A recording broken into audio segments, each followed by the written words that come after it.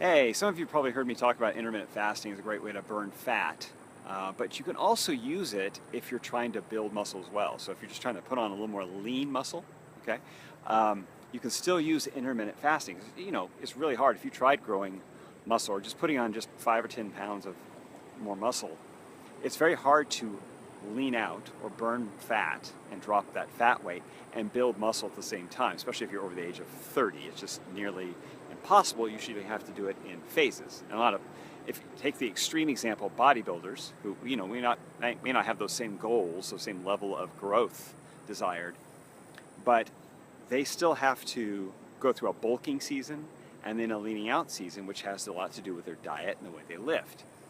But you can use intermittent fasting and the effect it has on your hormones to build that lean muscle too. So intermittent fasting, just a quick review, is when you go, basically you limit your eating all of your meals between ideally an 8-hour period, a 6 to 8 hour period. You can cheat out to 9 maybe, but ideally you want to keep all your meals in an 8-hour period, which means you fast for the other 15, 16 hours, okay, through the day. And then you can have some caffeine, so water, obviously.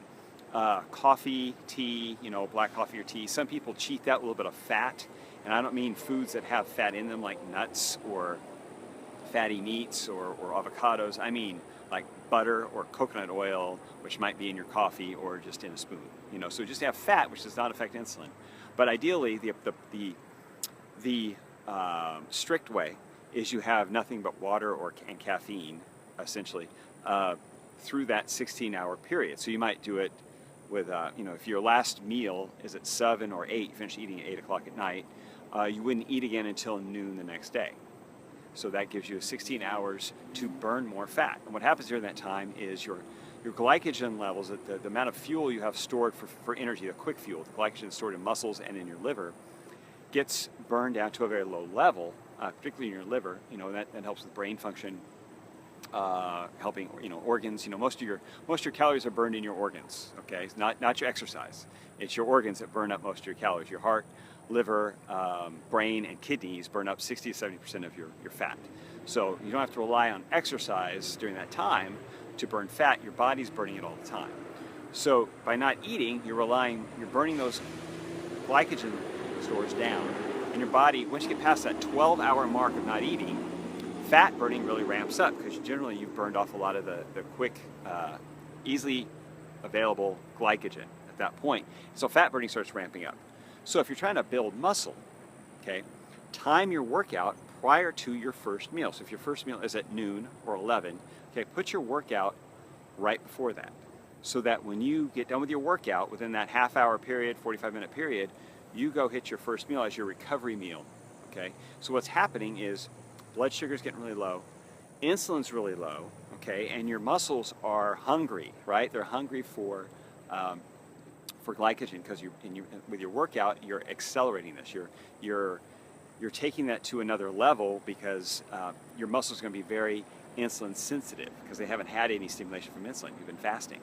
The other thing that gets synthesized during this time is growth hormone. So a great deal more growth hormone is synthesized when you're not eating, during periods of quote-unquote starvation or when you're fasted. Growth hormone gets synthesized for release to heal muscle and hold on to muscle tissue.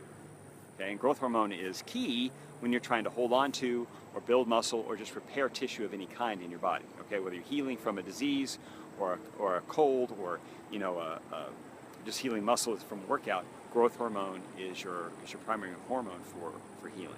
So if you can synthesize more growth hormone, get your body very sensitive to insulin, put through a workout, so you've added that stress, glycogen stores are low, and your muscles are very insulin sensitive, then you go have your recovery workout where you are going to take in, a good amount of carb.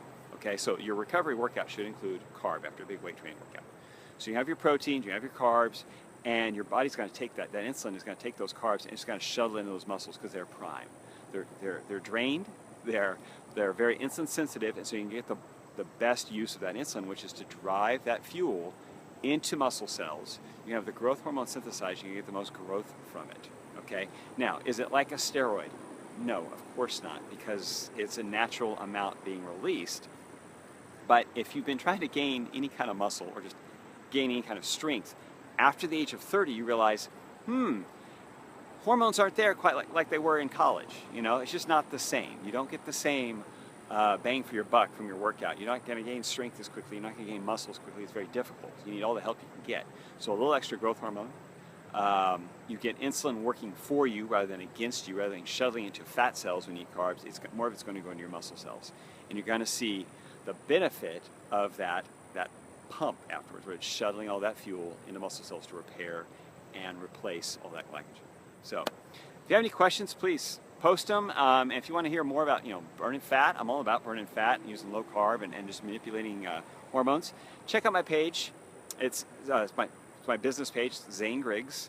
On Facebook, it's facebook.com/Zane's blog.